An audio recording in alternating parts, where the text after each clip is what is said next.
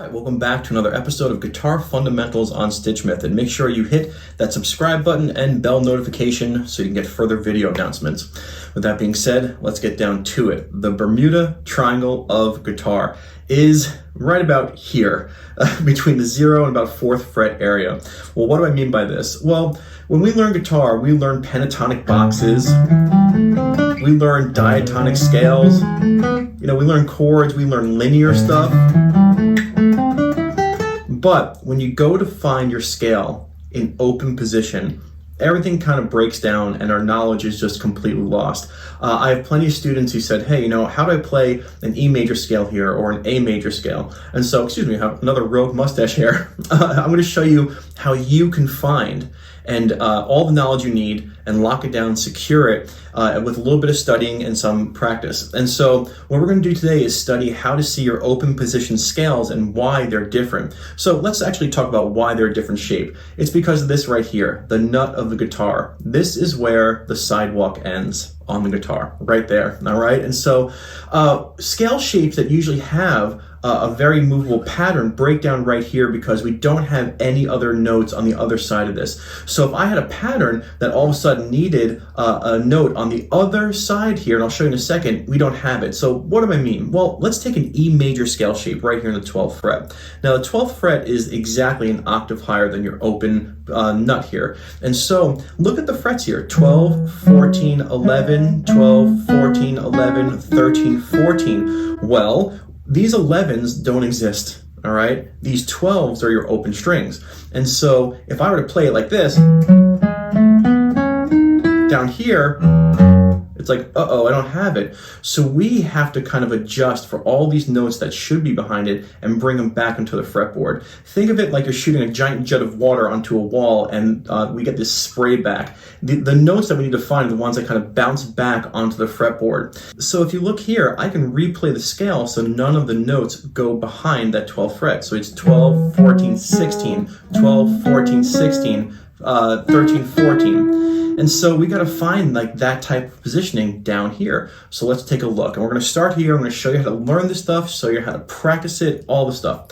So we need an E major scale. All right, so you need to first know the notes in an E major scale. Now I know them. If you don't know them, Google it. What are the notes in an E major scale? You will see they're E, F sharp, G sharp, A, B, C sharp, and D sharp. And now we can begin. Well, we have our open E, and now you want to find the notes. And so it's E, here's an F sharp, G sharp, A, B, C sharp, D sharp, and E. And so you want to have a template of the notes of the guitar on hand so you can look at them. You also want to have a blank one so you can fill it in. By the way, that stuff will be available on my Patreon practice sessions. And so we have E, F sharp, G sharp, A, B, C sharp, D sharp, and E. And in order for you to kind of like make this gel, the first thing you want to do is play an E chord and then throw in some random notes from the thick side of the scale that we just learned. We'll learn the thin side in a little bit as a bass line.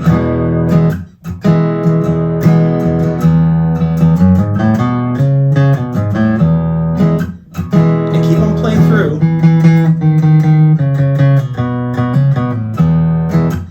Until it really gels.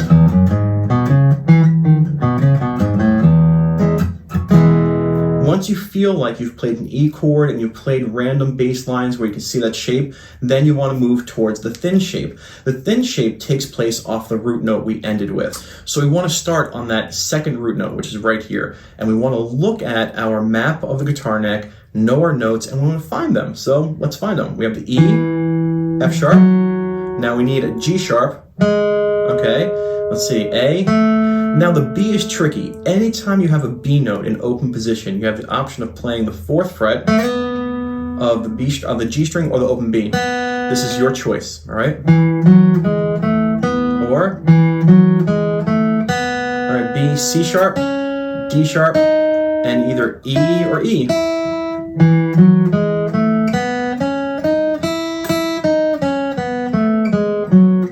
All right, and now we want to take that scale pattern and you write it down. And once you have that scale shape down and you've written it down and you can see it, then you want to start playing your E chord again and put in some melody.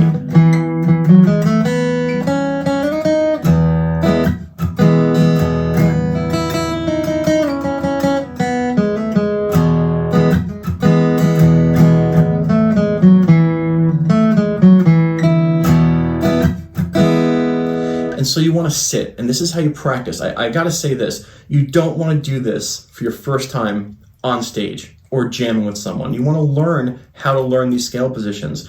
And so if you learn the thick end first, play it as a bass line, learn the thinner side, and then play it as a lead line, you'll be able to kind of sit and play. It's not like that. I always mess up in every video.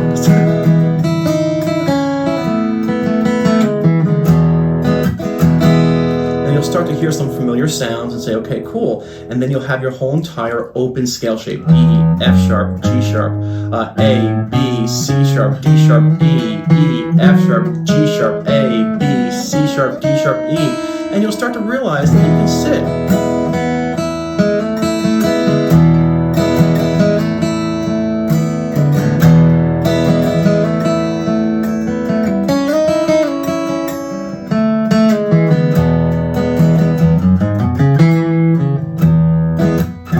You can just move around and play stuff. Now, I'll show you the third thing to practice, okay? We're going to do this again, but I'm going to show you the third thing to practice to help really bring it together. Now, what I'm about to say relies on your knowledge, well, how good your knowledge is of music theory. There's a video I'll be pointing to right about here somewhere on my Guitar Fundamentals playlist about learning to play chords that go together and pretty much, playing chords that go in a key. And so in the key of E, we have the chords E, F sharp minor, G sharp minor, A, B, C sharp minor, and we're going to play, instead of the D sharp diminished, you can play a B7 and back to your E. And so if you have a song, I'm going to keep it very simple. We're just going to use the 1, the 4, and the 5, E, A, and B. If you have a song that you've written that has those chords, you can now connect. You can practice connecting those chords with random scale pieces. It will always sound good.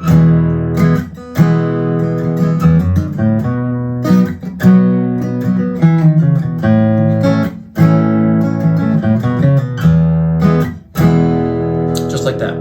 And so you can practice your bass lines, your lead lines, and then sewing chords together. Again, this is about how you are going to learn it. I can sit and teach you every open scale, but that's going to be another 2-hour free masterclass, which is right here. And so we just want to give you the power. To learn how to do this stuff and not be afraid of it. Let's do it in another key. We're going to do it in the key of A. So we're going to do a step-by-step process, and I'm going to show you. I'm going to show you another example of real-life music with the key of A. And let's begin. All right. So the key of A is the A major scale. You want to know the notes of the A major scale. So you Google, what are the notes of the A major scale? They are A, B, C sharp, D, E, F sharp, and G sharp. Let us begin. Find the lowest root note, your open A. All right, cool. So you have A, B, C sharp. Let's see, D. Yep, sorry, A, B, C sharp, D. I don't know why I freaked out right there. E, F sharp, G sharp, A. It feels just like the open E string did, but E scale, but on the A string. Backwards. And now, before we begin, we have that open E string that we didn't play anything on, but you want to find the notes on all strings that are thick. And so we have an E, and it's like, okay, where does the A major scale pick up from the E? A, B, C sharp, D, E, F sharp, G sharp, A. And so now we have a bigger platform, and now it's A, B, C sharp, D, E, F sharp, G sharp, A, backwards, da, da, da, da, da, da, da, da. And you want to look at, again, you want to have a map of the notes of the guitar neck in front of you. You want to have a blank map, and you can chart out, okay, here's my A, B, and look at it. Look at the actual visual process. That's going to help you learn it. And so now you're going to play an A chord and some bass lines.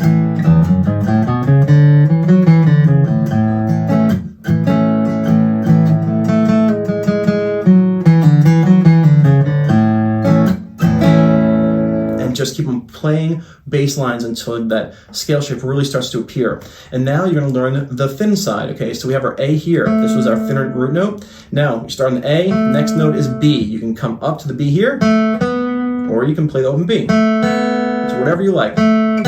C sharp, D, E, F sharp, G sharp, A.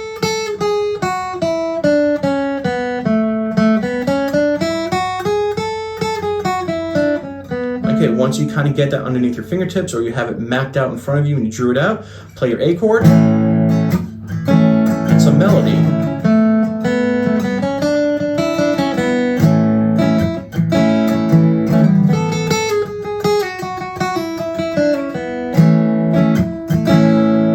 Keep on doing that until the scale shape really starts to appear. The third option you have is to put the chords together in the key of A and create some bass lines. Now, I'm going to keep it short, but I do have a great video right there about chords in the key of A and how to make your guitar sound really like open and grand. And you can use that with this, but let's just use an A, a D, and an E, 1, 4, and 5, and I can sit and play my A,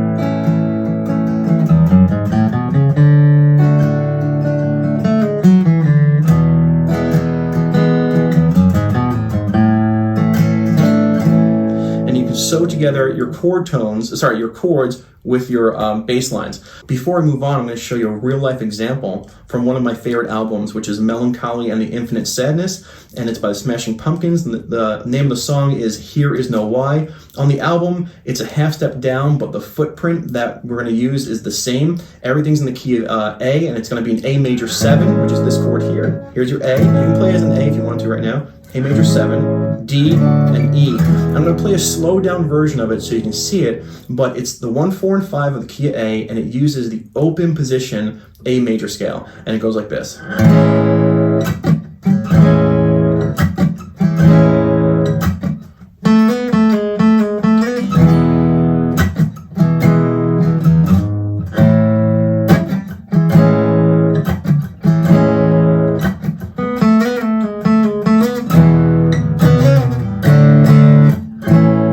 Such a cool song, and those are all the notes that are in that scale. And if you listen to it, you know, I just want to show you that you can create some really good melodies. All right, so before we end the lesson, I'm trying to show you how you can do it. You want to have a map of the notes in front of you. You want to find the notes of the scale, and you want to practice this way. But let's just do an E minor scale. Now, I will say this, dependent on where you are as a guitar student or a music theory student, there are several ways you can do this. You can Google, okay, we're going to do an E minor scale. I want to find my E minor scale shape. What are the notes to an E minor scale? If you have a little bit more knowledge, and it's fine if you're there, you can say, well, the E minor scale is the relative minor of G major. This video right here, if you don't know about relative major, relative minor, watch it, please. And so you can say, okay, I can either learn the notes from the G major scale, which is the E minor scale, just starting on the G, or I can learn the notes of the E minor scale. It's up to you. And ooh, that was my elbow. So let's just learn the notes. I Googled them, all right? It's E, F sharp, G, A, B, C, D, and E. Great. So I just found, I looked at my map and said, oh, here's my E, my F sharp, my G, my A, B, my C, my D, and my E. Nothing threatening here, nothing really falls off the map, but you want to play an E minor chord, come up with some nice bass lines.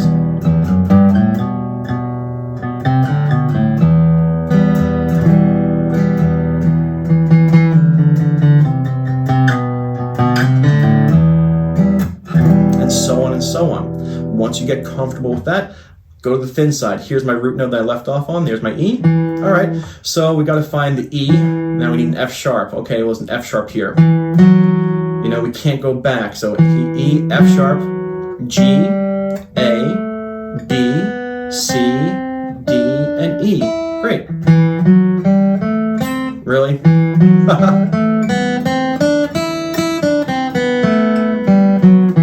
And now you just want to create some melodies.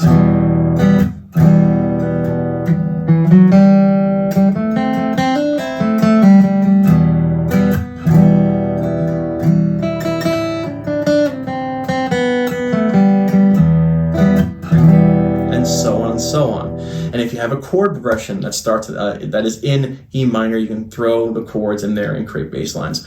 And so the step-by-step function on how to not be afraid of the Bermuda Triangle takes some time, it takes some thought, but once you get it, you get it. You're going to find the notes of whatever scale you want on the computer, Google it, or look up your music theory books, and you're going to have a map of the guitar neck. You're going to also have a blank map of the guitar neck. You're going to dot those notes out and keep them as close as you can to the open position.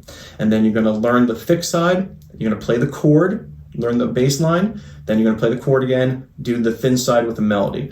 And the more you do this, the more those shapes will start to be embedded in your brain, and you won't be as afraid to kind of play them in open position. So hopefully this made sense. Thank you so much for being here, and I'll see you on another episode of Guitar Fundamentals. Bye-bye.